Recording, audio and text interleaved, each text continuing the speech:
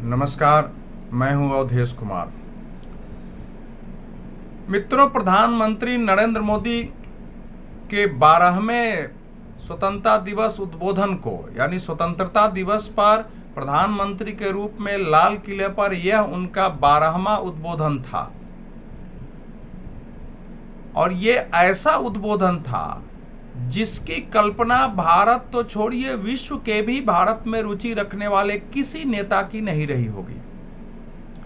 यह अलग बात है कि देश में विपक्ष के दोनों सदनों के नेता, लोकसभा में राहुल गांधी जी और राज्यसभा में मल्लिकार्जुन खड़गे जी दोनों अनुपस्थित रहे, और यह हतप्रभ करने वाला था। कई लोगों ने इसको शर्मनाक कहा है, मैं वो शब्द प्रयोग नहीं करता हूं, लेकिन देश के विपक्ष के नेता लोकसभा में, राज्यसभा में विपक्ष के नेता अगर स्वतंत्रता दिवस के संबोधन में अपनी कुर्सी को खाली रहने देते हैं, नहीं आते हैं, तो उनके बारे में क्या कहा जाए ये आप तय कर लीजिए। ये इस प्रकार की राजनीति देश में नहीं होनी चाहिए, हो भी नहीं सकती है, यह स्वीकार भी नहीं हो सकती है। आखिर स्वतंत्रता दिवस से महत्वपूर्ण भारत के लिए कौन सा अवसर हो सकता है जहां इस देश के राजनेता अपने देश के लोगों को, देश के बाहर दुनिया को ये दिखाएं कि भारत की एकता, अखंडता, यहाँ की स्वतंत्रता की दृष्टि से हम सब एक हैं, भले ही राजनीति में हमारी असहमति, मतभेद और कई मुद्दों पर संघर्ष भी हो। अगर इतनी गरिमा और इतनी मर्यादा हमारे देश में नहीं बची है और विपक्ष के नेता को यह भान नहीं है कि उनका दायित्व क्या है, तो फिर कुछ कहने की आवश्यकता नहीं। लेकिन इस विषय में पढ़ेंगे तो इतना महत्वपूर्ण ऐतिहासिक संबोधन पर चर्चा पीछे छूट जाएगा। यद्यपि जो कुछ भी इस समय चर्चा हुई है वो दो विषय पर ज्यादा हो गया है, और वो इसलिए हुआ है कि हमारे यहाँ बांग्लादेशी या विदेशी घुसपैठियों का मामला भी वोट की राजनीति के कारण और हमेशा विवाद में बना दिया जाता है। तो जब प्रधानमंत्री ने लाल किले से घोषणा किया कि ये जो योजना पूर्वक घुसपैठ है, तो हमारे पूर्वजों ने जो इतने परिश्रम से स्वतंत्रता प्राप्त किया है उस पर खतरा है हमारे लिए, और उसके लिए पहली बार एक नेशनल डेमोग्राफिक मिशन की घोषणा हुई है। और ये नेशनल डेमोग्राफिक टास्क ये पूरा एक समय सीमा के अंदर इस पर अपनी कार्रवाई करेगा। वो कार्य करने वाला ये इकाई होगी। ये नहीं होगा कि कोई सुझाव दे देगा। अब इस पर देश में तो जानना ही है कि एक तूफान खड़ा होना ही था। दूसरा, राष्ट्रीय स्वयंसेवक संघ की शताब्दी वर्ष है, 100 वर्ष पूरा हो रहा है। प्रधानमंत्री ने लाल किले से और संघ के सभी स्वयंसेवकों को इसकी शुभकामनाएं दी, और शुभकामनाएं भी इसलिए दी है क्योंकि यह एक ऐसा संगठन राष्ट्रीय स्वयंसेवक संघ है, जितना मैंने इसको समझा है, और दुनिया में भी निष्पक्ष होकर जितने लोगों ने इस पर काम किया है उनका भी यही मानना है कि बिना किसी स्वार्थ के, बिना प्रचार के, आलोचना निंदा सहते हुए, भारत में 3 बार प्रतिबंध झेलते हुए भी लाखों की संख्या में ऐसे स्वयंसेवक एवं कार्यकर्ता तैयार करना जो केवल देश के लिए सोचे, देश के लिए जिए, देश के लिए काम करें, देश के लिए मरे, और दूसरे को भी ऐसा करने को उत्प्रेरित करें। सेवा जिनके संस्कार में हो, सेवा करने का भाव, राष्ट्र की सेवा, मनुष्य की सेवा, प्रकृति की सेवा, और 24 घंटे केवल यही करें। ये दुनिया में, और उसके कारण देश में इतने व्यापक,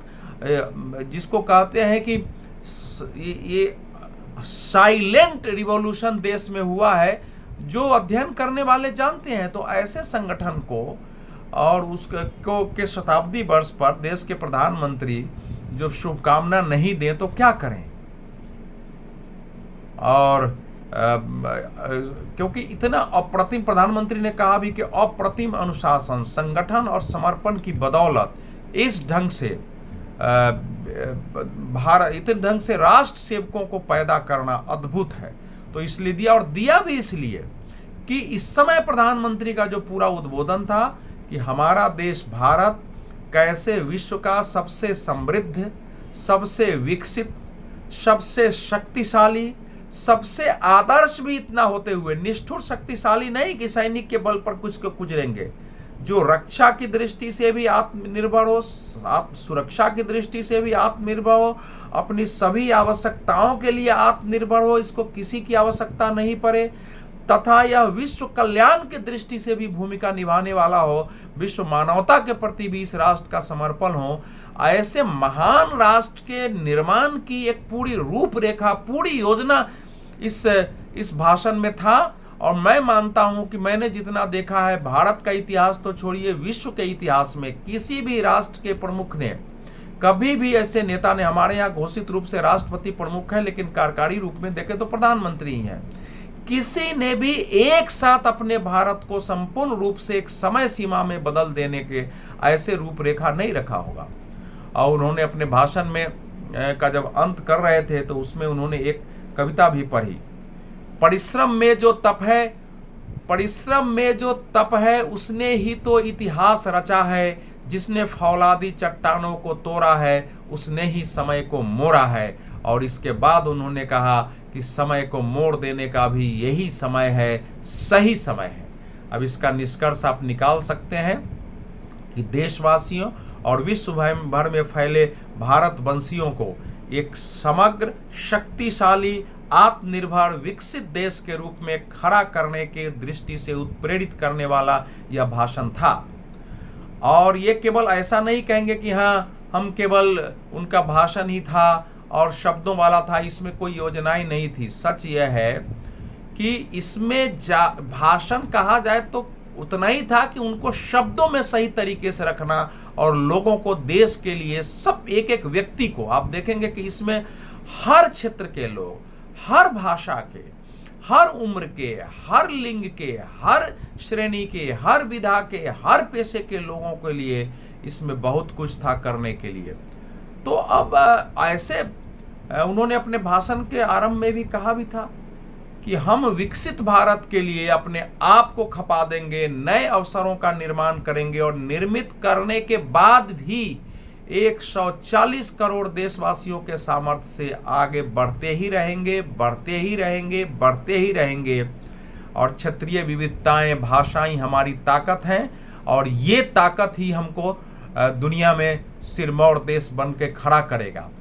अब इस समय सबका ध्यान ये था कि चूंकि अमेरिका के राष्ट्रपति डोनाल्ड ट्रंप ने भारत पर अन्यायपूर्ण तरीके से एक पक्षीय सीमा शुल्क टैरिफ लगाया है, फिर 25% बढ़ा दिया है, तो उसके बारे में कुछ बोलेंगे। अब बड़े बड़े राजनीतिक विश्लेषक भी ऐसा बोलते हैं, जबकि जो लोग नरेंद्र मोदी के स्वभाव को जानते हैं उनको पता है कि वे कभी भी इस तरह से प्रतिक्रिया नहीं देते हैं। उन्होंने कहा भी है कि हम किसी की लकीर छोटी करने की जगह अपनी बड़ी लकीर करें। उन्होंने बहुत संक्षेप में, इशारों में कहा कि ये आर्थिक स्वार्थों में ये दुनिया आर्थिक ज़्यादा आर्थिक रूप से स्वार्थी होती जा रही है दुनिया, और इसमें हमको तय करना है, एक ही रास्ता है हमारे आत्मनिर्भर का। आत्मनिर्भरता से ही हमारा सामर्थ्य बनता है और सामर्थ्य से ही आत्मनिर्भरता भी बनता है। तो हम अपने सामर्थ्य से आत्मनिर्भर बने, और उसी के लिए उन्होंने कहा कि लोकल पर वोकल का जो नारा है कि अपने स्वदेशी निर्मित वस्तुओं का उपयोग करें, ज़्यादा से ज़्यादा उपयोग करें, ताकि हमारे देश में ही वो निर्मित हो, और जो हमारे देश में निर्मित नहीं हो रहा है वो भी हमारे देश में हो। अब इस समय जैसे उन्होंने टेक्नोलॉजी की बात की, इसमें इंफॉर्मेशन टेक्नोलॉजी की बात की, ऊर्जा की बात की, ऊर्जा के क्षेत्र में फिर समुद्र से गैस और तेल के तलाश की बात की, क्रिटिकल मिनरल्स जो होते हैं उसकी बात की, देश की रक्षा की दृष्टि से आत्मनिर्भरता की, सुरक्षा की दृष्टि से जो हमारी विरासत है, जो भाषाएं हैं, पांडुलिपियां हैं, हस्तलिखित है, उनको संरक्षित करने की बातचीत की। और इसी में उन्होंने कहा कि अब नेक्स्ट लेवल रिफॉर्म की आवश्यकता है, नेक्स्ट जनरेशन रिफॉर्म एक सतत प्रक्रिया है। यानी हमने एक बार रिफॉर्म किया, लेकिन समय के अनुरूप, देश की, दुनिया की परिस्थितियों के अनुरूप उसमें संशोधन, परिवर्तन करते रहना पड़ता है। और इसीलिए उन्होंने नेक्स्ट जनरेशन रिफॉर्म के लिए टास्क फोर्स गठित कर दिया है। यह टास्क फोर्स उस सारे कदम उठाएगा कि आगे आने वाली क्या परिस्थितियां पैदा होगी, उस समय सीमा में क्या इन्फॉर्म चाहिए, यानी 100, 150, 200 साल बाद की परिस्थितियों का आकलन करते हुए और देश में क्या सुधार होगा। उन्होंने सही कहा कि एक बार अगर सुधार हो गया तो फिर जो कंप्लायंस होते हैं वो सब घट जाएगा। तो उन्होंने, अब उनका ये कहना था कि हम कर सकते हैं। उन्होंने इसके उदाहरण दिए। प्रधानमंत्री के स्वतंत्रता दिवस के भाषणों की विशेषता रहती है कि वो स्वतंत्रता संघर्ष के महान नेताओं को याद करते हैं, फिर उसके बाद जिन लोगों ने आरंभिक राष्ट्र निर्माण में भूमिका भी की उसको भी याद करते हैं। इस बार उन्होंने संविधान निर्माताओं का याद किया, पंडित जवाहरलाल नेहरू का भी नाम लिया, सभी नेताओं का नाम लिया, ताकि उनसे देश को प्रेरणा मिले काम करने की, कि कैसे हमको स्वतंत्रता मिली है और हमको कैसे आगे करना है और 2047 तक विकसित भारत पूरा करना है। तो उसके दृष्टि से जो है सतत सुधार की प्रक्रिया चलती रहेगी। और जो उदाहरण उन्होंने दिए, जैसे महिलाओं को उद्यमी बनाना है, तो महिलाएं अब उद्यमता से, ड्रोन दीदी का उदाहरण दिया कि हमारे ड्रोन महिलाएं बना रही हैं और विदेशों में सप्लाई हो रहा है। महिलाओं के बनाए हुए जो सेल्फ हेल्प ग्रुप के सामान है वो विदेश तक में जा रहे हैं। और 3 करोड़ लखपति दीदी का हमने लक्ष्य रखा था, 2 करोड़ बन चुके हैं। तो उन्होंने कहा यह सामर्थ्य है कि हम चाहें तो कर सकते हैं। अब जैसे उन्होंने अंतरिक्ष के क्षेत्र में कहा कि अंतरिक्ष में सुधार के कारण 300 स्टार्टअप हमारे देश में काम कर रहे हैं और अपनी बदौलत हम अंतरिक्ष में स्टेशन बनाने जा रहे हैं और हमारा गगनयान पूरी तरह स्वदेशी निर्मित आत्मनिर्भर होगा। और हजारों की संख्या में नौजवान इस काम में लगे हुए हैं। और आज अंतरिक्ष के क्षेत्र में हम आने वाले समय में दुनिया के शीर्ष देश बन सकते हैं और दुनिया के जो छोटे देश हैं जो तकनीकों से वंचित हैं उनका सहयोग कर सकते हैं। लेकिन इस बार का तो ये मेरा कहने का है कि ये इस भाषण की चाहे विपक्ष आलोचना करे, विरोधियों के अंदर अपनी कुंठा हो सकती है, आरएसएस से विरोध, मोदी से विरोध, लेकिन अंदर से वो भी सोचेंगे कि वाकई मैंने भी नहीं सोचा था। और इस प्रकार का प्रतिभाशाली व्यक्ति कि एक एक विषय को ध्यान में रख रहा है कि क्या क्या चुनौती होंगी। अब जैसे समुद्र से हमको गैस और तेल चाहिए, तो उन्होंने कहा कि इसके लिए मिशन मोड में काम हो रहा है और अब डीप वाटर एक्सप्लोरेशन मिशन की घोषणा हुई है कि वो बिल्कुल अब वो मिशन मोड में हो गया। उसके लिए राशियां तय की गई है। ऊर्जा के क्षेत्र में उन्होंने कहा कि भाई ऊर्जा में हम अगर आत्मनिर्भर नहीं होंगे तो कितना पैसे हमको जा रहे हैं। अगर हम पहले से हो गए होते तो उतने पैसे हमारे नहीं जाते। और इसलिए अक्षय ऊर्जा की दृष्टि से जो हम सौर ऊर्जा है उसमें काम कर रहे हैं।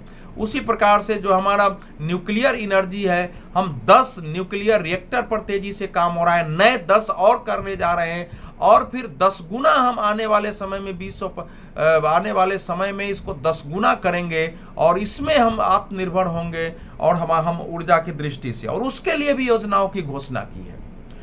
रक्षा की दृष्टि से उन्होंने कहा कि भाई हम क्यों नहीं अपने जेट की अपना इंजन हम स्वयं बनाए। आप सोचिए अगर जेट का इंजन हमने स्वयं बना लिया तो ये दुनिया की दृष्टि से अद्भुत होगा। और यह बात सही है जो उन्होंने कहा कि अगर हम आत्मनिर्भर नहीं होते तो ऑपरेशन सिंदूर नहीं कर पाते, क्योंकि दुश्मन के देश में घुसकर 100 किलोमीटर तक हमला करना, आतंकवादी केंद्रों को नेस्त नाबूद करना और उसके बाद जो प्रतिक्रिया पाकिस्तान की उसको निष्फल करना और उत्तर देना, यह तभी संभव हो सका कि हम आत्मनिर्भर थे। अन्यथा हम इंतजार करते सोचते रहते कि हमको ये पार्ट्स कौन देगा, ये सामान कौन देगा, युद्ध बढ़ गया तो हमारे पास ये सामान कहाँ से आ गया, फलाना देश अगर फाइटर नहीं दिया, फलाना ड्रोन नहीं दिया, मिसाइल नहीं दिया, तब हम क्या करेंगे। तो चूंकि हम आत्मनिर्भर थे इसलिए हमने ऐसा कर दिया। तो अब आप इसीलिए अब बार बार आत्मनिर्भरता की बात वो कर रहे हैं। और जहां तक सूचना तकनीक की बात है तो उन्होंने कहा है कि हमको ही अपना जो सोशल साइट से हमारा अपना क्यों नहीं हो सकता है, हमारे मैप क्यों नहीं हो सकते हैं कि हम दूसरे पर हमारी निर्भरता आर्टिफिशियल इंटेलिजेंस में हम दुनिया में क्यों नहीं खड़ा सकते। हमारे सारे प्लेटफार्म होना चाहिए और जो हमारा फार्मास्यूटिकल है उसमें रिसर्च एंड डेवलपमेंट इस तरह से हो, इतना हम आगे बढ़ें कि विश्व के कल्याण में हमारी दवाइयां भूमिका निभा सकें। यानी हमको केवल अपने स्वार्थ की दृष्टि से आत्मसंपन्न नहीं होना है, दुनिया के कल्याण की दृष्टि से भी होना है। और आपको जानना चाहिए, सब जानते होंगे कि भारत की आज़ादी का जो सपना था उसमें यह नहीं था कि केवल भारत अपने लिए आज़ाद हो रहा है। भारत की इसलिए स्वतंत्रता चाहिए कि दुनिया में एकमात्र देश है जो विश्व मानवता की दृष्टि से, विश्व कल्याण की दृष्टि से विचार कर सकता है और उसके लिए परिश्रम कर सकता है, उसमें अपनी भूमिका निभा सकता है। लेकिन उसके लिए आत्मनिर्भरता तो चाहिए, रक्षा के रूप में सशक्त है। अब सेमीकंडक्टर हमने मतलब 19 आप बताइए, अगर 60 के दशक में इस पर चर्चा हुई, 80 के दशक में चर्चा हुई और काम ही नहीं, लेकिन अब उन्होंने कहा है कि जो पहले से सेमीकंडक्टर के प्लांट थे, 4 प्लांट और पाइपलाइन में है, उनकी चल रही है, और आने वाले समय में हमारे बने हुए सेमीकंडक्टर यानी उसमें से जो चिप है, मेमोरी है, वो बाजार में होंगे। अब आप सोचिए कि क्या क्रांतिकारी परिवर्तन आ जाएगा। और इसके लिए आप देखिए कि उन्होंने रिफॉर्म के क्षेत्र में जो न्यूक्लियर है उसमें प्राइवेट सेक्टर के लिए खोला, ये बहुत बड़ी घटना है। उन्होंने इसी ढंग से जो क्रिटिकल मिनरल्स है उसके लिए उन्होंने मिशन जो शुरू किया है उसमें बताया है कि 1200 स्थानों पर काम चल रहा है, दुनिया में क्रिटिकल मिनरल्स पर काम हो रहा है, हम भी उस काम को करेंगे। तो जीवन हर क्षेत्र में एक ऐसा इकोसिस्टम तैयार करो जिसमें रिसर्च भी हो, डेवलपमेंट हो, जिसका संसाधन आता रहे और दुनिया हमेशा वो अद्यतन रहे, आगे बढ़ के काम करे, और कोई भी क्षेत्र नहीं रहे जिसके लिए हमारे यहाँ इकोसिस्टम नहीं हो। लेकिन इसमें जो सब एक अत्यंत ही महत्वपूर्ण घोषणा दुनिया के लिए थी वो थी सुदर्शन चक्र की। उन्होंने, प्रधानमंत्री ने कहा कि श्री कृष्ण का सुदर्शन चक्र ऐसा था जिसने सूर्य को भी ढक दिया और अर्जुन जयद्रथ वध का अपना संकल्प पूरा कर सके, और जो इतना स्पेसिफिक था कि अपने टारगेट को जाके मारता और वापस कर रहा था। तो हमारा जो सुरक्षा कवच होगा, यानी देश के केवल रक्षा केंद्र नहीं, जो नागरिक ठिकाने भी होंगे, हमारे शिक्षालय हैं, हमारे आस्था के केंद्र हैं, देवालय हैं, हमारे अस्पताल हैं और भी वृद्धाश्रम, ऐसे क्षेत्रों की पूरी तरह सुरक्षित रहे ताकि दुश्मन उसको क्षति न पहुंचा सके। क्योंकि ऑपरेशन सिंदूर में सीमा पार से पाकिस्तान ने हमारे ऐसे स्थानों पर हमले की कोशिश की, लेकिन हमारे सुरक्षा कवच ऐसे थे कि उनको नष्ट कर दिया, अन्यथा वो विनाश पहुंचा सकते थे। लेकिन संपूर्ण दुनिया में इतने व्यापक क्षेत्रों में ऐसा करने की कल्पना, और 2035 तक उन्होंने कहा है कि इस सुरक्षा कवच के लिए जो वारफेयर आने वाले समय में जो युद्ध कैसे होंगे, क्या हो सकते हैं, क्या क्या संभावना, उसके आधार पर सारी तैयारी करनी है, और इकोसिस्टम भी ऐसा रहे कि वो आगे अपने आप अपडेट होता रहे। अब दुनिया में इजराइल और अमेरिका दो ऐसे देश मान जाते हैं। अमेरिका ने गोल्डन डोम की कल्पना की लेकिन वह कर नहीं सका, इजराइल ने कुछ किया है आयरन डोम, लेकिन इजराइल की भी इस बार के युद्ध में ये स्थिति कमजोर हो गई। और आज युद्ध के नियम है, लेकिन हम देख रहे हैं कि अब जो युद्ध हो रहे हैं उसमें नागरिक ठिकानों पर, अस्पतालों पर, स्कूलों पर, वृद्धाश्रम, सब पर हमले हो रहे हैं और कहीं कोई बोलने वाला नहीं है। इस दुनिया का कोई मालिक नहीं है, किसी की बात का महत्व नहीं है। उसमें भारत जैसे देश जिसके विकसित होने से, जिसके पराक्रम से हमारे दुश्मन देशों को तो छोड़िए, जो हमारे मित्र थे उनको भी ईर्ष्या होती है, हमारे खिलाफ कदम उठाते हैं, हमारा सहयोग नहीं करना चाहते हैं। तो भविष्य में अगर भारत विकसित देश बनेगा, दुनिया में महाशक्ति बन के खड़ा होगा, दुनिया के कमजोर देशों के साथ उठ के खड़ा होगा, उनके न्याय की बात करेगा, तो हमको तो सशक्त होना है। इसमें यह जो है, अगर प्रधानमंत्री ने सबके लिए कहा कि आप इंजीनियर हमारे देश में है, हमारे देश के नौजवान हैं, वैज्ञानिक हैं, शिक्षाविद हैं, जो भी हैं, डॉक्टर हैं, जो भी हैं, सबका आह्वान करता हूं कि आइए और सब मिलकर इस काम को करिए और बताइए कि हम आपके लिए क्या कर सकते हैं। और हम वो करने के लिए तैयार हैं, क्योंकि हमने पहले भी 1500 कानूनों को तोड़ा है, सब बदलाव किया है हमने। लेकिन इसके लिए आवश्यकता क्या है कि हम गुलामी के जो 5 प्रण उन्होंने कहा था, गुलामी के अवशेषों को खत्म करें, अपने विरासत पर गर्व करें, राष्ट्रीय एकता का भाव रहे, नागरिक के रूप में कर्तव्य बनाएं और सब मिलजुल के एक होकर के इस काम को करें। तो ये स्वतंत्रता दिवस का यह उद्बोधन ऐसा ऐतिहासिक है कि आप समझ लीजिए कि मैं समझता हूं कि दुनिया न भौचक होगी कि इतने बड़ी बात सोचकर कोई प्रधानमंत्री कैसे आ सकता है जो कि एक एक विषय पर बात कर रहा हो। और जो लोग कहते हैं संविधान संविधान संविधान, और उन्होंने आरंभ में ही बता दिया कि संविधान के लिए पहला बलिदान होने वाला कोई व्यक्ति था तो वो हमारे श्यामा प्रसाद मुखर्जी थे, और 370 समाप्त करके हमने उनको सच्ची श्रद्धांजलि दी। और फिर गुरु तेग बहादुर के बलिदान को 350वें बलिदान दिवस को याद करते हुए उन्होंने बताया कि वो किसके लिए बलिदान हुए। तो भारत की एक सांस्कृतिक रूप से संपन्न, सभ्यतागत रूप से समृद्ध, आर्थिक रूप से संपूर्ण रूप से विकसित, रक्षा के रूप में संपूर्ण आत्मनिर्भर, और दुनिया उसको देख करके छूने का साहस नहीं करे, आंतरिक सुरक्षा की दृष्टि से, सुदर्शन चक्र की दृष्टि से। और जैसा उन्होंने कहा कि हर क्षेत्र में, साइबर की दुनिया में हमको आत्मनिर्भर होना है और हमको किसी पर निर्भरता नहीं चाहिए। और आने वाले समय में मैं मानता हूं कि स्वतंत्रता दिवस के इस उद्बोधन के अनुरूप इस देश में काम हुआ। और उन्होंने बताया कि हम चूंकि मेरे शासन में भी हैं और मैं गरीबी भी देखा हूं, मैं सब कुछ देखा हूं, और उसके कारण मुझे इसका अनुभव भी है कि कैसे चलती है। और अब फाइलें जो है, फाइलें न चलें, फाइलें लाइफ में बदलें, और इसके कारण जो सरकार के काम करने के तरीके बदलना चाहिए। तो ये सरकारी कर्मचारियों की भी जिम्मेवारी है, एक एक व्यक्ति की जिम्मेवारी है कि जो हमारे समक्ष चुनौतियां हैं और जो हमारा लक्ष्य है उसको पाने के लिए प्राणपण से हम सभी उठ के खड़े हों। बहुत बहुत धन्यवाद। स्वतंत्रता की आपको बहुत बहुत बधाई। और सब इस आह्वान के साथ भारत को विकसित राष्ट्र बनाने के लिए, समृद्ध बनाने के लिए, वैभवशाली बनाने के लिए, और दुनिया हमसे ले, हमको दुनिया से कुछ न लेना पड़े, इसके लिए जागृत होकर प्राणपण से अपने परिवार, अपने जीवन को काम करते हुए भी देश का काम करने के लिए खड़े हों। तो अवश्य ही एक दिन भारत विश्व को रास्ता दिखाने वाला देश बनेगा। उसको आप विश्व गुरु कहिए।